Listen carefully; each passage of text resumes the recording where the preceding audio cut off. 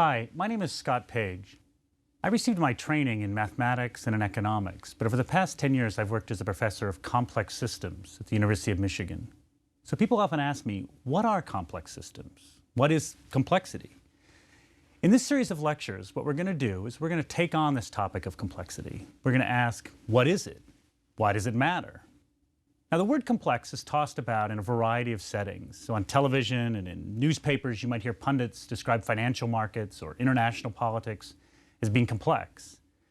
Or you might pick up the science news and read that medical researchers discussing complex interactions involved in the folding of a protein. Or you might be out for dinner and a chef might use the word complexity to describe the bay scallops served with applewood bacon in a port reduction. But what do they mean exactly, and do they all mean the same thing? So, in brief, when we describe something as complex, what we're going to mean is that it consists of interdependent, diverse entities. And in addition, we're going to assume that those entities adapt, that they respond to their local and global environment in some way. So often it's going to be helpful to think of these entities arranged on a network or in some sort of space. So we've got this definition: diverse, interdependent, connected, adapting entities. And if we take that, we can see that yes, in fact, financial markets are complex. The banks, traders, government regulators are all connected in some sort of network. And their behaviors are interdependent. How one bank behaves depends on what other banks are doing. And it's also the case that these banks adapt. And unfortunately, in some cases, they all adapt in the same direction. We get bubbles and crashes. It's also true then that political systems are complex, right? How one country acts influences how another one does. Now, as for those bay scallops, well, they're close. There's not a lot of adaptation going on. But if they taste good enough, maybe we'll cut the chef a little slack. So complex systems interest us for a bunch of reasons. So first of all, they're often really unpredictable, and that's not a very good thing. Second of all, they often produce large events. We get crashes and wars, and that's also not a very good thing. But one good thing about complex systems is that they're remarkably robust. So complex systems can withstand unbelievable trauma and environmental variation, and yet still hold together. So we see this in ecosystems. They can lose a species, yet somehow maintain functionality. Perhaps most interesting, though, is that complex systems produce these what we call bottom-up emergent phenomena. So this is where what happens at the macro level differs in kind from what we see at the micro level. Consciousness is an example of emergence. We have individual neurons that are really very, very simple things. Yet we have a network of interdependent adapting neurons in our head that produce a conscious mind, a personality. So this is amazing, right? Emergence takes many forms, including self-organization. So the next time we're in a city, just step back and watch the comings and goings of the people and delivery trucks and ideas and goods. And somehow it all works. Yet there's no central planner. The order of a city just emerges from the bottom up. So finally, when we look at a complex system, we see that they produce amazing novelty. We have toucans, sea slugs, laser printers, and hip-hop music. Who could have imagined any of these things? It's these reasons, unpredictability, large events, robustness, emergence, and novelty, that we find complex systems interesting from an intellectual perspective. Now, from a pragmatic perspective, we have no choice but to take an interest in complexity. Like it or not, these are complex times. We live with market volatility, industry failures, warnings of ecological destruction, and terrorist threats. And there's little or no sign of this complexity waning. So be it not a wish or a curse, but an inescapable reality, we live in complex times. So how do we make sense of them? In this first lecture, we're going to stick to the basics. So most of what I want to do is I want to convince you that rather than think of complexity as some vague term, that we can give it a precise definition. That'll allow us to say that one situation is more complex than another. Now remember, a complex system consists of these connected, interacting, diverse, adaptive entities: neurons, people, species, countries, firms. These parts are interdependent. It's this interdependency and this adaptation that produce the complexity that is both our blessing and our burden. Now, in this series of lectures, we want to learn about complexity theory. And we're going to see this sort of as a new paradigm, as a new way of thinking. Now, as often is the case, new paradigms bring with them new tools, right? And what we're going to see is that the new tools we use in this course are mostly computational. So in the past, science was typically done through mathematics. Now a lot of what we're going to see is computational tools put into play. In these lectures, we're going to move beyond metaphor, and we're going to introduce the science of complex systems. We're going to learn a whole new vocabulary: rugged landscapes, tipping points, positive feedbacks, emergence, self-organized criticality, and agent-based models. These are going to be new words that we learn, and we're going to use that vocabulary to make sense of the world. Now, courses in complex systems tend to take one of two forms.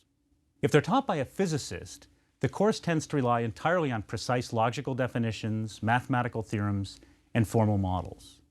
If they're taught by a social scientist like me, or a journalist even, the course would rely on loose definitions, metaphors, and anecdotes. We're going to shoot for sort of a middle ground here. We're going to introduce formal definitions when needed, but we're not going to let the formalism bog us down. We're not going to let it get in the way of a deep conceptual understanding of the core insights.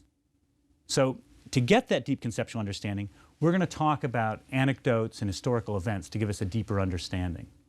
So in this opening lecture, I've just got three goals. The first, we're going to learn what we mean by complexity science, to give us some formal definitions. The second is going to see why complexity is important, why it matters. And then third, and finally, I want to just give some glimpse of what's going to come throughout the series of this lecture, since most of us probably don't know really what complexity science is. So let's get to it. Let's go. What is a complex system? Again, it's a complex system capable of producing structures and patterns. And it's these high-level structures and patterns that just emerge from the bottom up. That's sort of amazing. They're not built in. So life itself is an emergent phenomena. Complex systems don't settle into simple patterns, little periodic orbits like the Earth going around the sun. But instead, they're a source of constant novelty. And again, as I mentioned before, they're paradoxically both robust and susceptible to large events. So a small or moderate disturbance can have little or no impact, yet at the same time, a small grievance can escalate into a large war. For that reason, we're sometimes going to describe throughout this course complex systems as not normal. By that, I mean that outcomes don't fall on a standard normal distribution, the standard sort of bell curve that we see in statistics. But instead, they're distributed according to something called a power law. Now, a power law is a distribution where we get these very large events. I'll explain that later in much more detail in another lecture. What's interesting about complex systems, at least to me, is that they pulse with life. They're not in some sort of equilibrium. So we don't have supply equaling demand like an economist would think.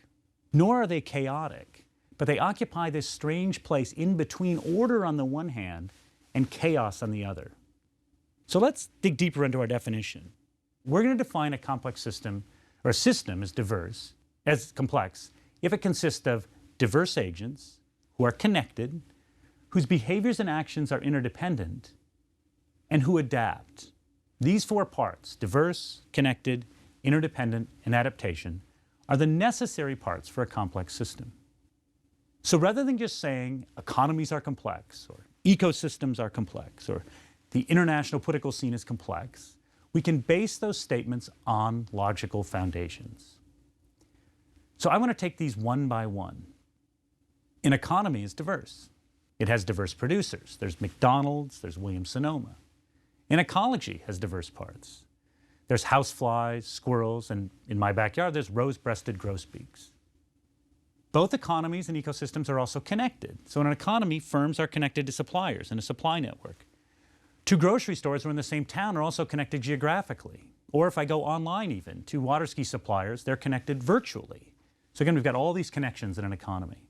Now in ecology, species typically are connected by geography. Two species interact if they happen to be in the same location. Now these same species are what we call interdependent. And what I mean by this is nature red in tooth and claw. Species literally feed on one another. Now there's also interdependencies in an economy. Now at least on the surface, these seem a little bit less severe. There's no eating and being eaten. But there is competition. How one firm does determines how another one does. In the social realm, we also have interdependencies. Now these are more psychologically based. So how happy I am depends on how other people think about our choices. So if I'm wearing some purple Converse All-Stars, if people like them, I feel happy. If they don't like them, I feel a little less happy. All right, last but not least, adaptation and selection. Let's take a company like McDonald's. They offer salads. When they do this, they're adapting to a changing environment. Now markets also have selection. It wipes out poor performers. So witness the failure of Montgomery Ward or Oldsmobile. Ecosystems also feature this adaptation and selection. With even a crude observation of the world around us, we can see adaptation in practice. I lived in Palo Alto for a year, and acorns were scarce. So what happened was the squirrels started eating the soy-based electric wires in my car. That's adaptation. Selection in ecosystems is more difficult to see in real time, but the fossil record makes clear that those species that do not fit in, those that are not fit, don't survive.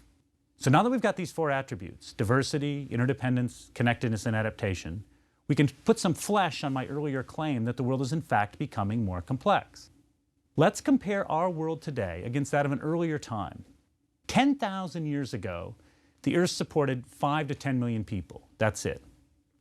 Those people were mostly concerned with survival. They weren't concerned with watching movies. They hunted animals, they gathered berries. As recent as 100 years ago, most of the world's population lived in rural areas and worked by farming or hunting and gathering. Now, farming is difficult work, don't get me wrong. You pick rocks in the spring, you plow fields, you plant, you milk and birth cows, etc. The average farmer, though, belonged to a community of people who looked like them. There wasn't much diversity. Those other farmers had similar skill sets. These farmers worked for the most part in isolation. Maybe once a year the farmer would head into town, once a month, to get sugar, cloth, sell some crops. So you've got not much diversity, not much interdependence, and not much adaptation. As the years passed the door on a typical farm, each one went roughly the same as the one before, right? You'd plant, weed, harvest. Yeah, there's variations in weather, but the key point here is the farmer planted beans and carrots. He got beans and carrots. Nothing unpredictable happened. Let's compare this to the modern world. Now, what most workers do is much more diverse. People live in cities, they're more connected. And in developed countries, they have incredibly diverse skills. Just look through the yellow pages. You find engineers, physicists, lawyers, psychologists, landscape architects, computer repair people, so on. These people are more connected as well. These connections are both physical, we live in closer proximity, right? And more work is also done in teams. So we have, and life is also virtual now. We have friends we connect to online and by phone. So we're just much more connected. It's also true that our actions are more interdependent. When we work in a group on projects or a team, the value of one person's contribution depends on the values of others. Whether we're making a movie, a piece of software, or a car, the success of that project depends on the coordinated actions of many people. So the farmer, right, the farmer of old, reaped what he sowed. The modern knowledge worker is only as good as the team that surrounds her and the context in which she finds herself. So we're much more interdependent. We're also more adaptive, right? I mean, new firms and technologies are constantly arriving. We have better and faster information. So prior to what's been called the information revolution, if you ran a large company, you would wait 6 to 9 months to see how sales are going. That's completely changed. Now firms get minute-by-minute updates. Let me give a very specific example. If you go into a major store like a Walmart and you buy milk, not only do they update their inventories, they can place new orders for more milk automatically if supply is warranted. So let's suppose you're in Peoria, Illinois, and you stop and you put some milk in your cart and you walk through the checkout. It could very well be the case that a refrigerated truck driving down I-80 gets sent a message and just turns right back around and heads back to Peoria and restocks those shelves. It's been said of Walmart in particular that as soon as you place the milk in your cart, they call up the cow. Now, in painting this broad stroke picture of increasing complexity, right, especially the increased adaptation that we saw in the case of Walmart, 3 caveats are in order. First, the increase in diversity, connectedness, interdependency, and adaptivity doesn't mean that the world was not complex in the past. It was. It just wasn't as complex as the world is now. Second, this argument that I've just made for increased complexity, that doesn't make any value judgments about the past relative to today. I'm not saying that life in the past was boring. I'm not saying it was uninteresting. All I'm saying is that technological advances, increased population, have ramped up the attributes that contribute to complexity. Third, we may not even be saying that the world will keep getting more complex. We're going to talk about this in a later lecture. It's possible the world could become less complex. If we ramp up these attributes too much, if we become too interdependent, too connected, too diverse, we might lose complexity, and what we might get instead is some sort of collapse into what's really just an incomprehensible mangle. All right, These caveats notwithstanding, by almost any measure, the social, economic, and political worlds in which we live are more complex than they were a few hundred years ago. And they may be too complex for us to understand unless we develop some new ways of thinking. This is why I moved from economics into complex systems, because I felt the world was becoming more complex. Now, it's also true, I've been talking about the political and social and economic world. The physical, ecological, and biological worlds are also more complex. Now that seems impossible because physics and biology haven't changed. But think about it this way. Transportation has brought people and species in closer contact. So diseases, flora, and fauna now jump across physical space at speeds that were once impossible. We're also able to even manufacture new physical entities. So element 108, hassium, didn't exist until man created it. So we've got more things than we had in the past. In addition, we have finer lenses with which to see the world, and we're more aware of the complexity within us. This is especially true in biology. Right? We used to think that perhaps there was maybe a clean mapping from DNA to phenotype, right? From genotype to phenotype. But now we're much more aware that there's an incredibly complex process that involves RNA and epigenetic processes, things outside of genes, chemical processes. So the deeper we're able to look, the more complex the world around us and within us appears to be. Okay, at this point, I want to stop a second, take a time out, and make what I think is an incredibly important distinction. Complexity is not the same thing as complicated. So a watch, I have a watch in my wrist here. A watch is complicated, but it's not complex. So a watch has diverse parts, that's true. They're connected, and they're interdependent. But the key thing is those parts aren't adaptive, nor are they subject to selection. They're just mechanical parts that operate in a fixed manner. So a watch can't do the things that complex systems do. It's not unpredictable, it's very predictable. It doesn't create large events, there's no large events coming from my watch. And it's not robust. It won't withstand small disturbances. What do I mean by that? If I take off the back of this watch and pull out a part, it's going to break. That's because the other parts don't adapt. They're not going to fill in the gap, right, that's left when I pull this part out. Now that's not true of organizations, and this is what's so cool about complex systems. Suppose you miss a day of work, or I miss a day of work. You come back the next day and your fellow employees say, oh, how you feeling? Is everything okay? They might even say, boy, the sledding was tough without you, whatever, right? But the reality is the organization soldiered on without you just fine. And its robustness, the reason it could is because the parts, the people, were able to adapt. Now, robustness is just one property of complex systems. Let's consider some others. Now, in addition to being robust, complex systems are going to produce large events. When I say large events, I mean large events. I mean floods, earthquakes, hurricanes. I mean things like political upheavals, stock market crashes, traffic jams. And I even mean biological large events like epidemics. Because complex systems can produce these large events, as I said before, we're going to sometimes say that they're not normal. And again, what I mean by that is the distribution of event sizes is not our sort of standard normal bell curve. Instead, it's got what we call a long tail. So that means that there's these big events, and these big events have huge consequences. And this is the world wars, the floods, the stock market crashes that we really want to avoid. Now, this seems paradoxical, or it should seem paradoxical. On the one hand, complex systems are robust, and on the other hand, they're susceptible to these large events. And I want to argue that this isn't paradoxical. Stock markets can crash 20%. Cities can go underwater. And yet the economy, society can somehow muddle through. It's robust to these sort of shocks. Let me give a very specific example from my own life. So in the mid-1990s, I took my first job as a professor at Caltech in Pasadena, California. During my first year there, on January 17, 1994, at about 4:30 in the morning, I was shaken from my bed by what has been now called the Northridge earthquake. During this earthquake, the entire LA basin rattled and shook, and it seemed like minutes or half hour, but it was really just a few seconds. Now, the impact of this earthquake was substantial. 4 freeways were shut down because of bridges just collapsed. And if you looked at aerial shots from the news helicopters, it looked really much closer to strategic bombing than some sort of natural event. And yet what's amazing is the Los Angeles economy survived with really just a small hiccup. How does it do it? How did it do it? Well, people adapted. They telecommuted. They worked on adjusted schedules. Some people left to work early. Some people left late.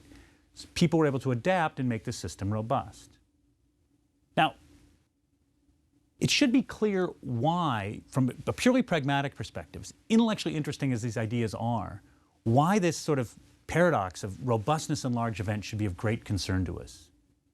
If we could discern how to construct robust systems, organizations, political systems, ecosystems, we'll be better off. At the same time, if we can identify conditions that are ripe for these large events, then maybe we could head them off. Maybe we could stem the tide. We'd also be better off. Now, I don't want to in any way diminish these pragmatic considerations. I'm a social scientist and I'm sort of paid to be pragmatic. But they're really not the reason most people, including me, study complex systems. And the reason we study complex systems is really the mystery. And one great case of mystery is emergence. So what is emergence? Emergence, as I said before, is this distinction where the macro differs from the micro. So consciousness is the classic example of emergence. We'll talk about that quite a bit throughout this course as an example. Now, I want to step back and sort of do some baby steps here. Thomas Schelling, who won a Nobel Prize in economics, wrote a book called Micromotives and Macro Behavior. In this book, he worked through some examples. And in these examples, what happens at the macro level doesn't accord with what seems to be going on at the micro level. So let me give an example. Suppose you've got a bunch of people who are fairly racially tolerant and they're trying to decide where to live. What Schelling showed is that you'll end up with macro level segregation. So at the macro level you get segregation, even though at the micro level you've got a fairly high degree of tolerance. So this is a case where micro and macro disconnect writ large. Now, when we say they're disconnected, I'm not saying that the whole just differs from the parts. I want to say that it actually differs in kind. What do I mean by that? Well, look at a single water molecule. There's no way in which a single water molecule can be wet. Wetness is a property that happens sort of at the macro level. It's something new and wonderful that emerges when one water molecule is combined with others. If we want to have any hope of understanding how wetness or consciousness emerges, we've got to dig into the study of complex systems. A common form of emergence is something that's known as self-organization. So this occurs when we get some sort of spatial pattern or structure. Flocking of birds, schooling of fish, or in physics, crystal structures are what we call a self-organized phenomena. What's cool about self-organization and other emergent phenomena is, again, they arise from the bottom up.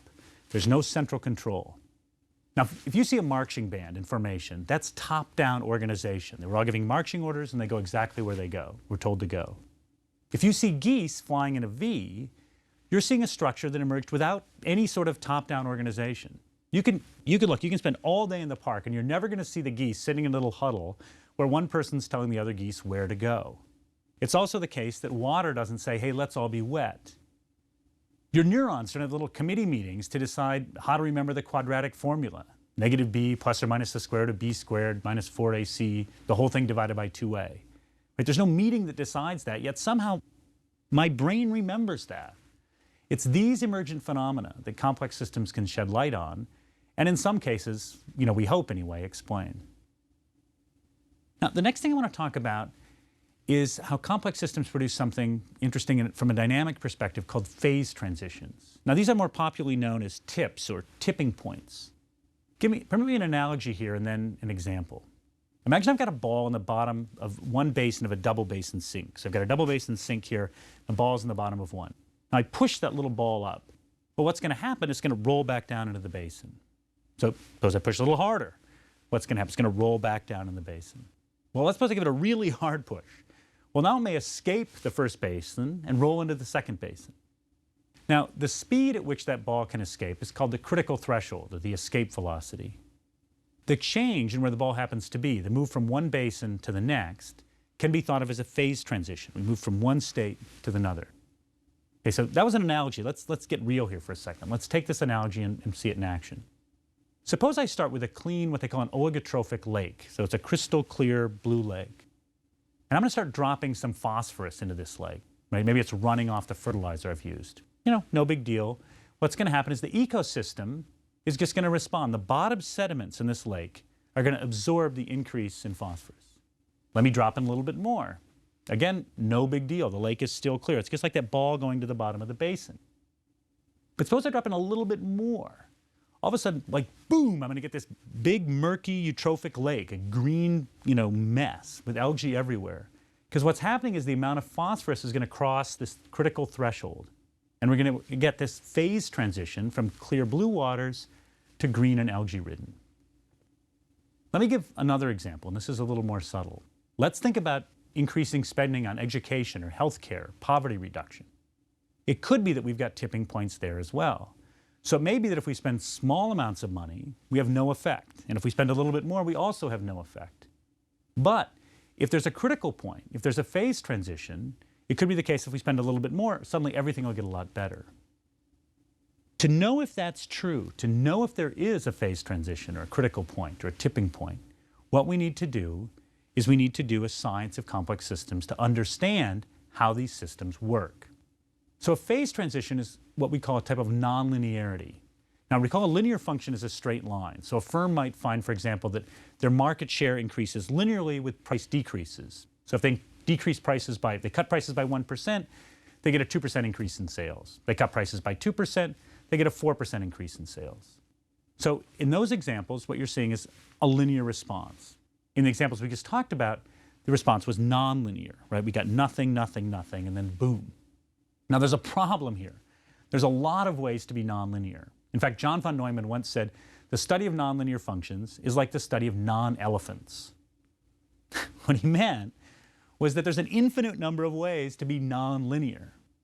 It's within that vast space of possibilities that complex systems exist, right? There's all these things that we have to study. All right, last. Complex systems produce just unbelievable novelty. It's all these interacting, diverse things can produce all sorts of new, exciting things. So in the market, right, we have green ketchup, pancakes in a can. We have heated socks, in fact, right? I think that stuff is just awesome. It's totally awesome. Now, as cool as these products are, though, they sort of pale in comparison to what evolution can do. Let me give two examples as we sort of conclude here. The first one's taken from George Williams in his book, The Ponyfish's Glow. So suppose on a snowy day you're looking up into the sky and you see snow coming down. If you look at it, it actually appears a little bit dark, and that's because the snow is lit from up top. So if you wanted to make the snow invisible, what you'd want to do is you'd want to put little lights on the bottom of the snowflakes, and that way you wouldn't see them.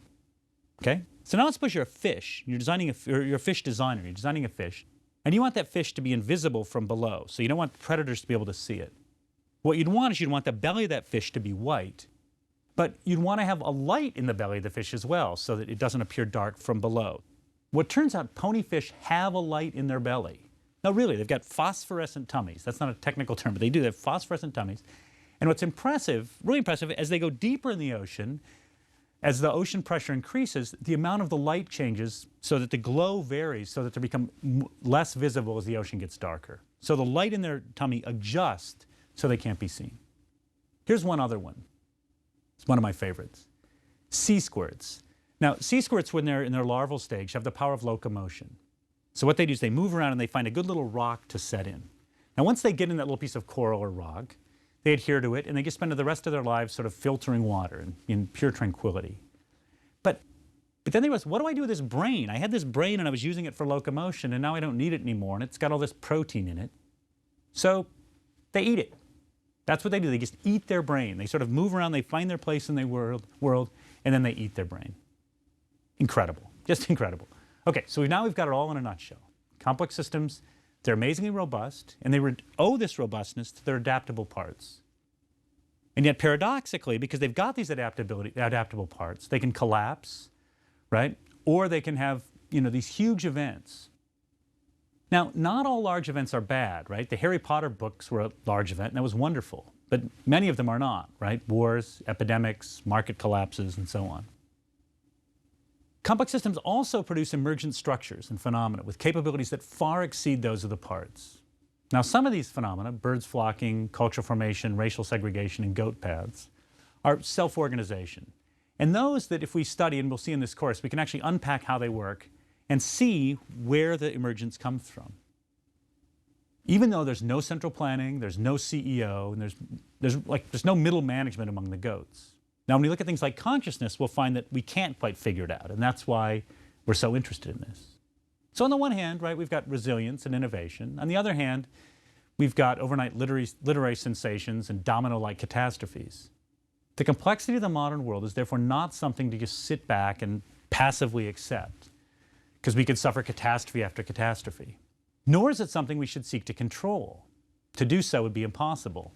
History is littered with failed attempts to control complex systems. Instead, we must seek understanding. Only through understanding do we have any hope of harnessing the enormous potential that the world possesses. And yet, it's true with intelligence and pluck, we can harness complexity a little bit, right? Let me give one example as I close. Medical researchers now use recombinant DNA technology to produce proteins. These proteins are used in making what are called plasmids. Plasmids are DNA molecules that have an extra chromosome that includes the genetic encoding for this relevant protein. Now, these plasmids, medical researchers now then just inject into a cell line. And when they do this, they're leveraging the complexity of the system, the cell's natural biochemical machinery, to translate that genetic information into multiple copies of the desired protein. So the complexity of the biological process is harnessed to do good, and the result is lives that are saved. So if we can learn about complexity, if we can understand it, then eventually, even if we can't control it, we can harness it. So as Thomas Schelling once said, this is the guy who wrote Micromotives and Macro Behavior, Nobel Prize winner in economics. He once said, if you're in the mood to be amazed, and if you are, then complexity theory is going to be a great place to start. Thank you.